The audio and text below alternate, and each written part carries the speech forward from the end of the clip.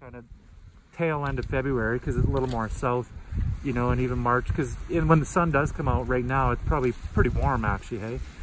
So when the rocks pick up all the, you know, the radiant heat and it goes into the snowpack, that's when it starts to get heavy, or just even the temperature starts to mellow out and be warm and the snowpack just gains weight.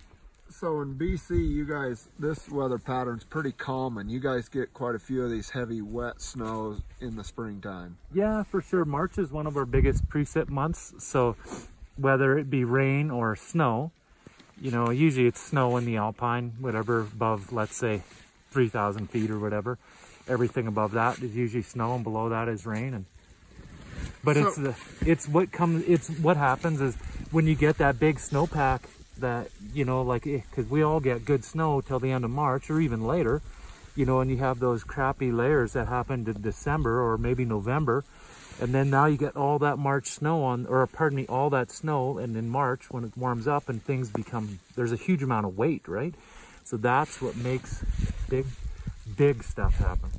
So guys, we're out here with Carl Kuster today. We're pretty blessed to get to ride with a guy like him, and he showed us how to get unstuck a couple times. But could you just tell the guys about the snowpack out here? Do that little demonstration you did with us? It was pretty cool. It's really pretty simple, but whatever, if you just step in there and try, and you don't have to pound it, but just put your weight on there, and then you can kind of see how deep it is.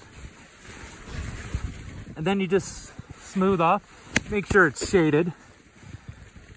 Doesn't really matter probably for this quick of a test, but when you go down there, you can just put your finger like this, and then you can feel a layer. So that's a wind layer, and maybe that happened yesterday. So you would take note of that, how far down it is. And you can feel there's another soft layer there. So when you go through, you just poke it with your finger. Soft, soft, soft, really soft, soft, firm, firm, firm, firm, firm. This is soft in there. So maybe the wind didn't blow there. I don't know, I'd have to do a little more homework, but when you go like this, it'll probably fail somewhere in there. Something. So, you know, you get like a, that's about as crude as you can get, but at least it's something, you know. So we're in West Yellowstone. Carl said that us guys in the United States need to be real careful in March out here riding, because there's going to be some big stuff going off. And for the areas that have lots of, like, I think Colorado's got a pretty stellar snowpack this year. There's lots of good guys out there that have good information, but just for the general guys, sometimes, you know, when you do have a huge snow year, March is a good time to pay attention. And I as a backcountry rider, I ride in some high alpine. I usually wait till the springtime because I think it's safe, and I think a lot of people think that too, because you got sun out and it's hot, but it's dangerous. That you're telling me that the moisture kind of goes down on the warm days and up on the cold days. That's right. The vapor goes through back into the snowpack, and then usually it'll be a big cycle. All the big stuff moves, and then by April, you know, usually, for at least in our area, you know, a lot of the big stuff is down and you're good to go again. Kind of cleans itself out.